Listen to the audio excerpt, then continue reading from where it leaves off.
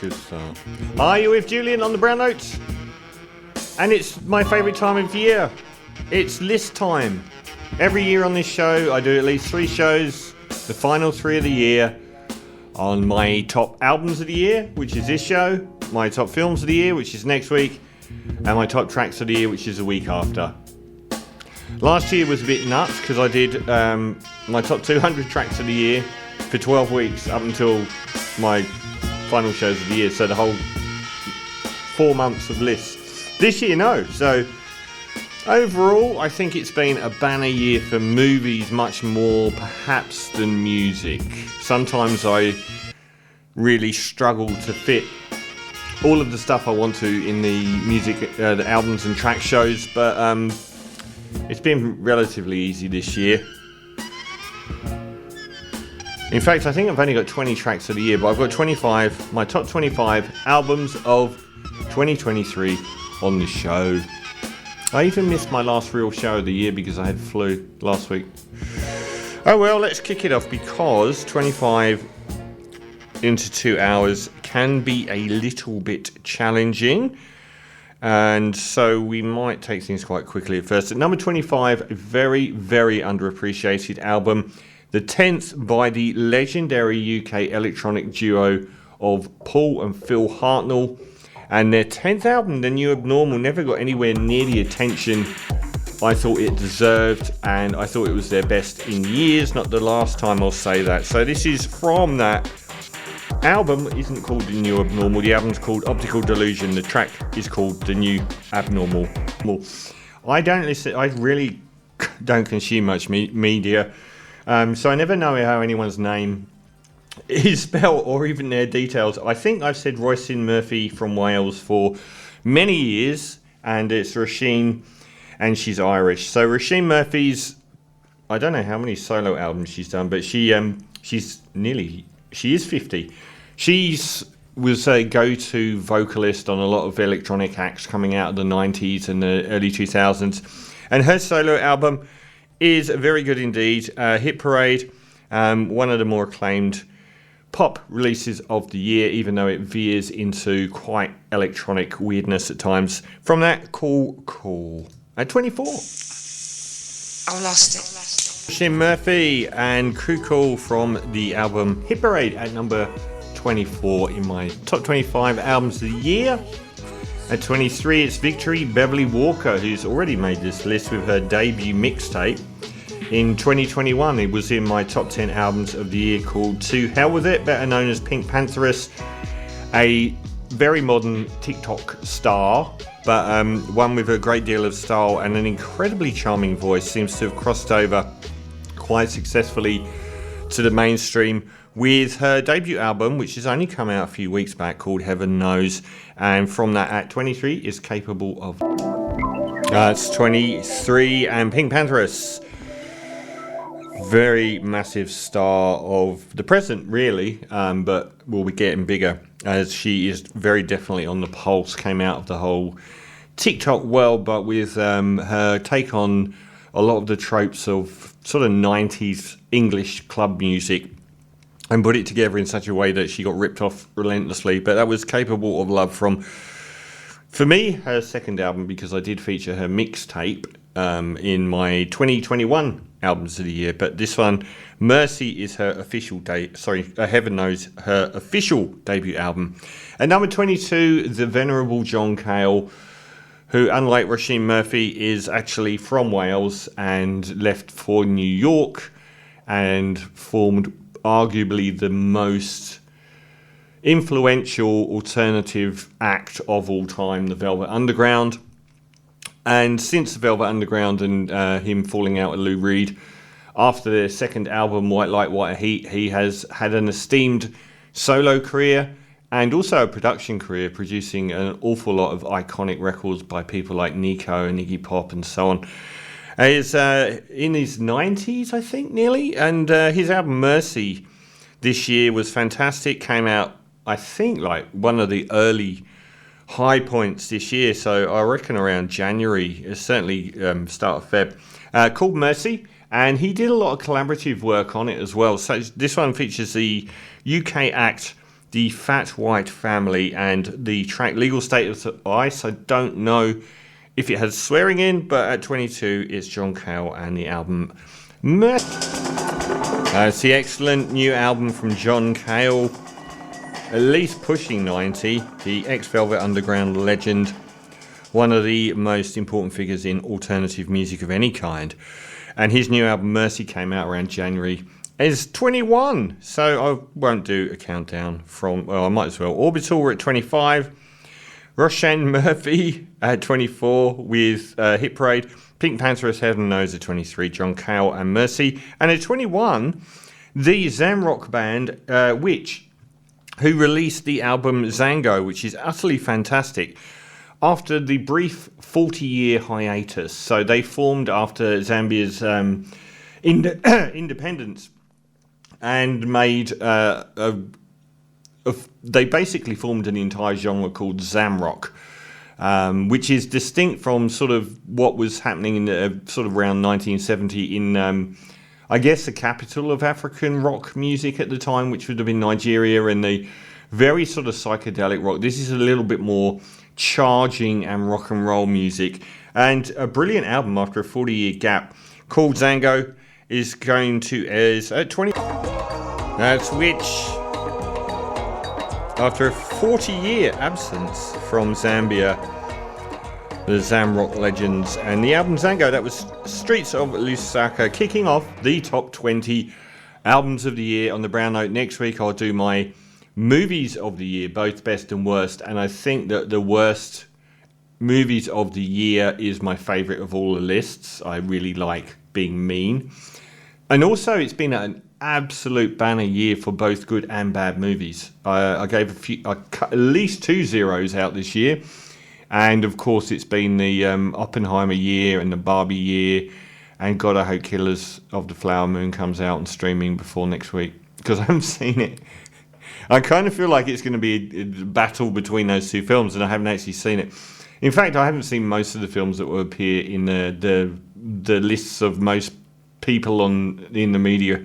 I complain about this all the time. Every time I do the list is, if an album was only played for a select group of people in March and no one's ever heard it since, and you include it in your albums of the year, what does it make you? Like, no one would do that with music, but like, you look through the 10 best films of the year, that was at a festival in February and no one's ever actually seen it on release. It's like, anyway, kicking off our top 20, Virgil Rene Gazka from Texas, known as that Mexican OT or that Mexican out of Texas.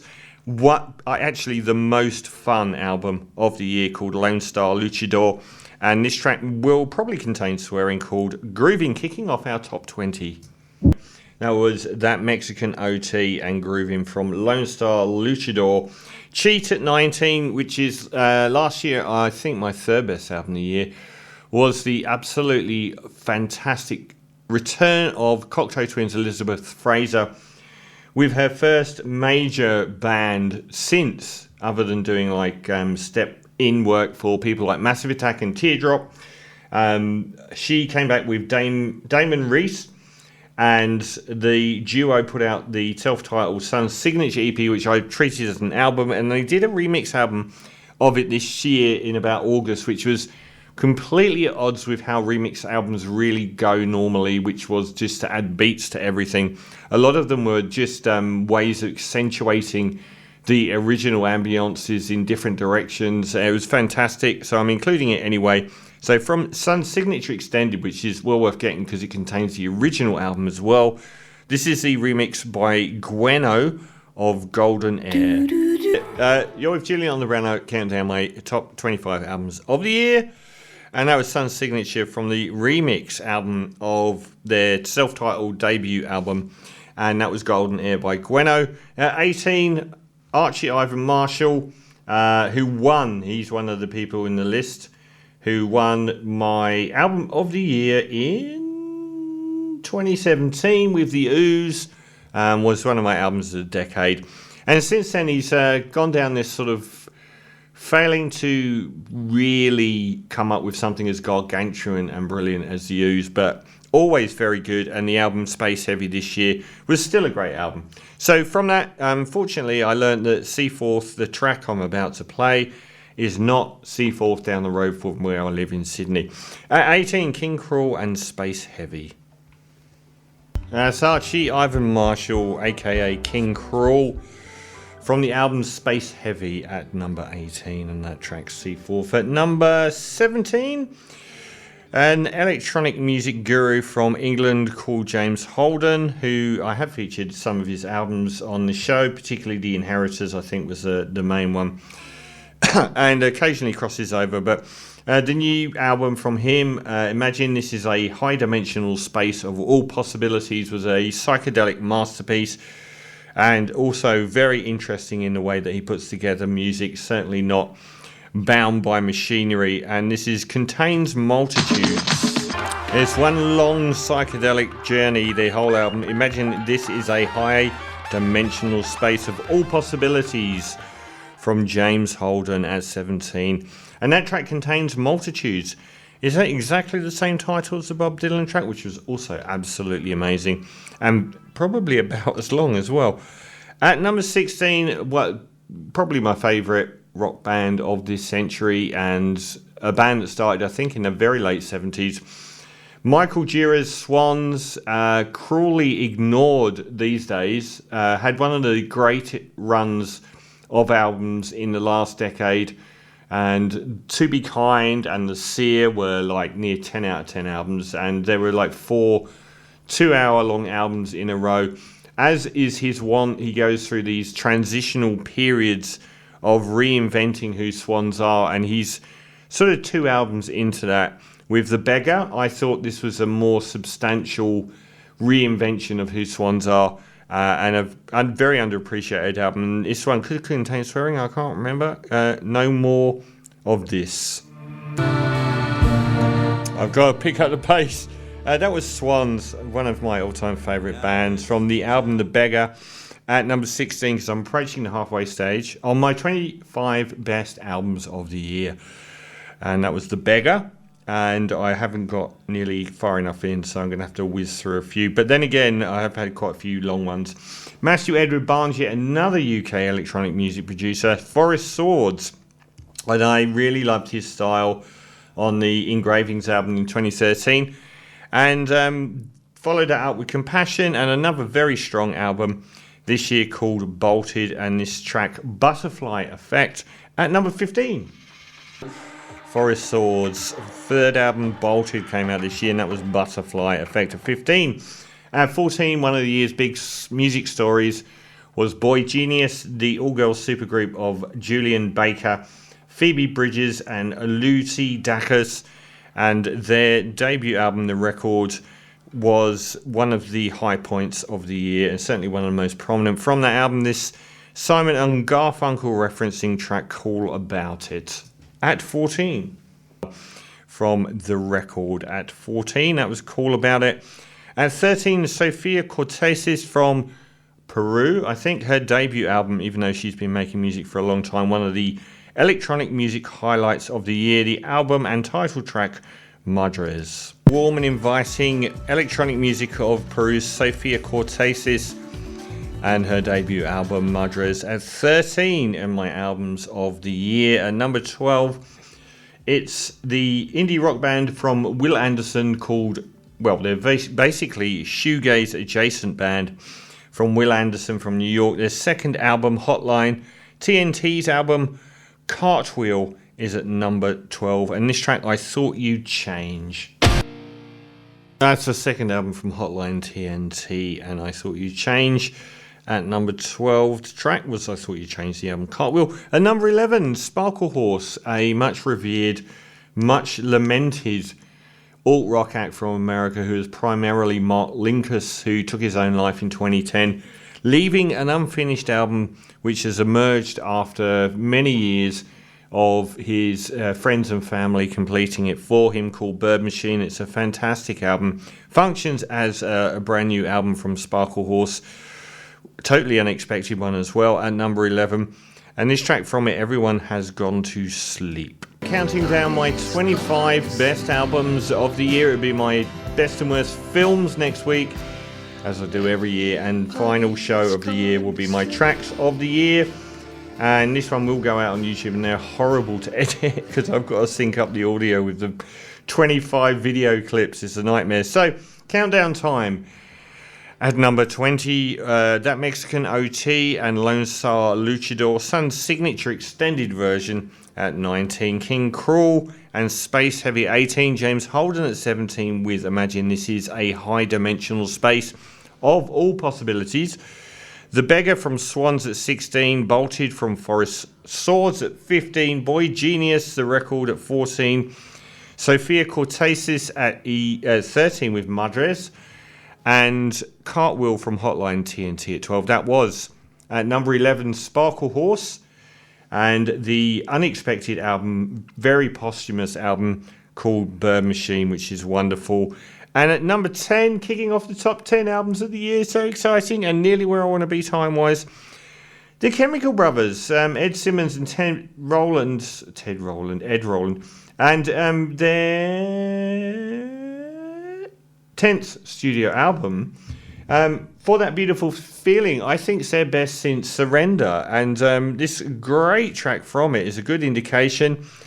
Featuring Beck, this is Skipping Like a Stone from my 10th favourite album of the year, The Chemical Brothers, and For That Beautiful Feeling. That one could have easily made my tracks of the year. Featuring Beck, Skipping Like a Stone kicks off my top 10 albums of the year on the brown note. For That Beautiful Feeling from the Chemical Brothers. And at 9, a very underappreciated second album from one of the alumni of the new wave of British indie, Squid, who are the only ones this year who put out a very prominent album, although Black Country New Road did put out a live album, which is very good as well. Oh Monolith, I thought was a fantastic album and a step up from their debut Bright Green Field from 2021. Did not get the love it deserved. This track, The Blaze, could contain swearing. At number 9. At number 9 in my albums of the year, that's Squid from their very underappreciated second album, Oh Monolith, and that was The Blades. At 8, terrible year for rap music. I normally have like 3 at least in my list, but one album. Oh no, I've got the Mexican OT, so that's 2. Is that it? That's about it. The collaboration between the bright lights of semi-underground American rap music, JPEG Mafia, and the legendary Danny Brown came together for Scaring the Hose. This will definitely contain swearing. And this is the title track of said album. A rare high point in a terrible year for rap music. That was JPEG Mafia and Danny Brown's collaboration, Scaring the Hose.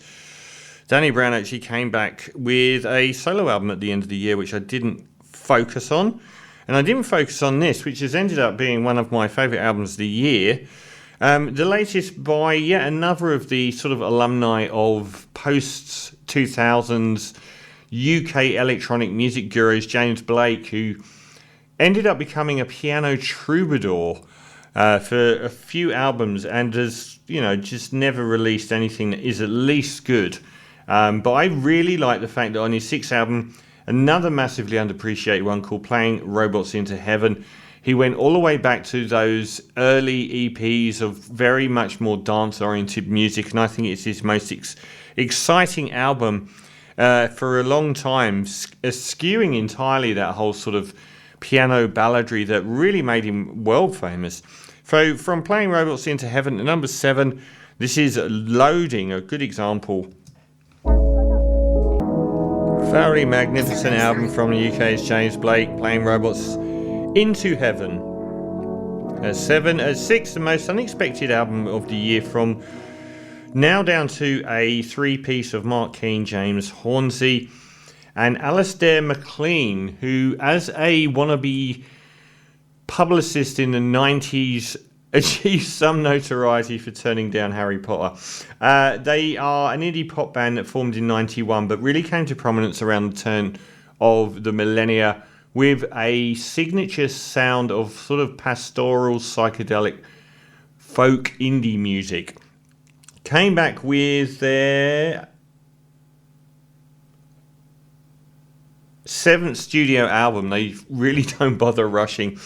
And instead of being very, very sort of conservative and following the mold which they basically made themselves, one of the most adventurous and wide-ranging albums, full of like field recordings and skirting off into electronic flourishes. A fantastic, massively long album. How long is it? 63 minutes. Guess pretty long, but I thought it was a bit longer than that. Called I Am Not There Anymore.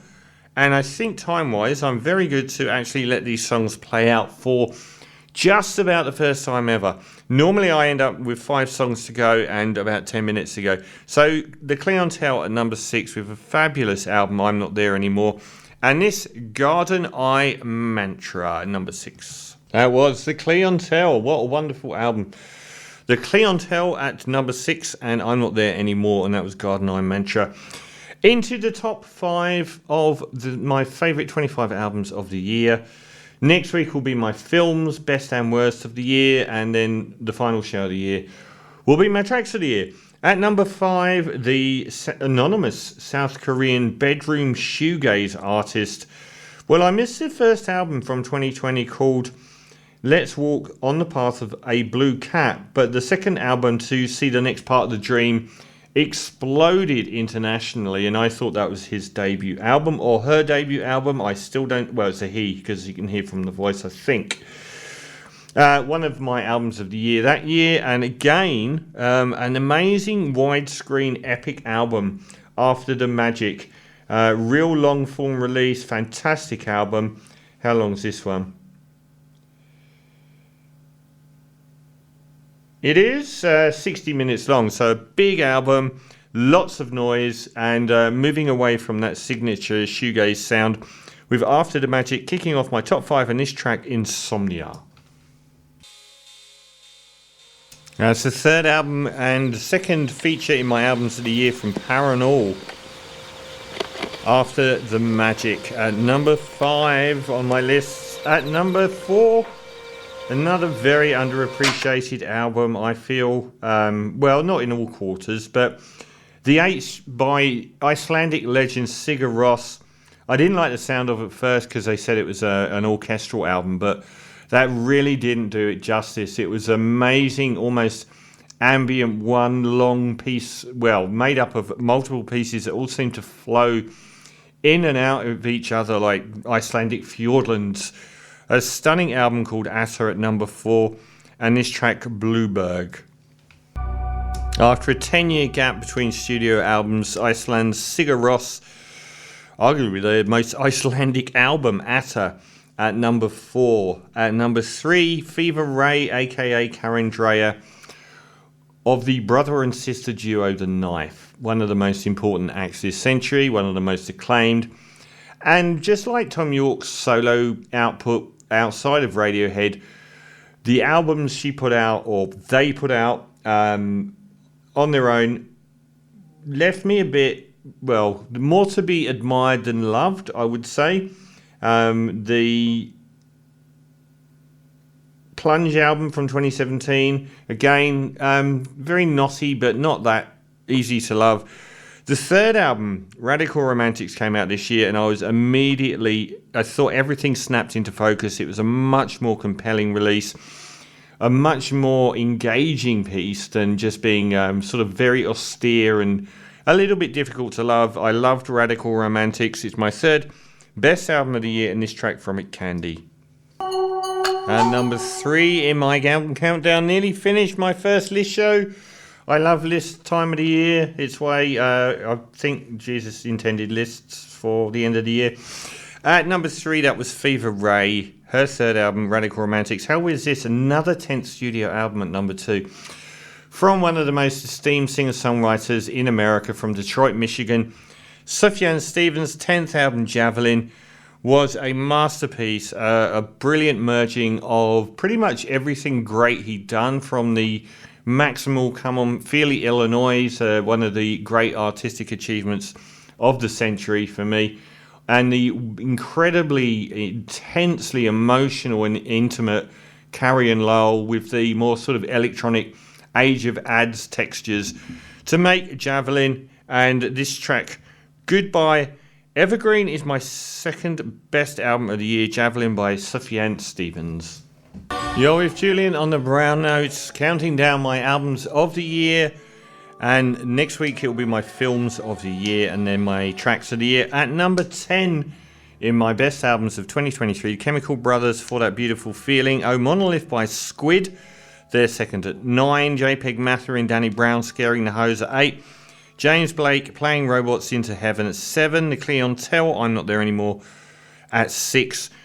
South Korea's Anonymous Paranol, After the Magic at 5. Sigur Rós, Atta at 4. Fever Ray, Radical Romantics at 3. And that was Sufjan Stevens and Javelin at 2. At number 1, she could have been the first person to have won my album of the year twice with her landmark NFR album in 2019. As it was my album of the year, but I didn't do an album of the year list. It was my albums of the decade that year, so technically she doesn't. Lana Del Rey, one of the most controversial and well-defined aesthetic artists of the century with her second album, Born to Die, in 2012.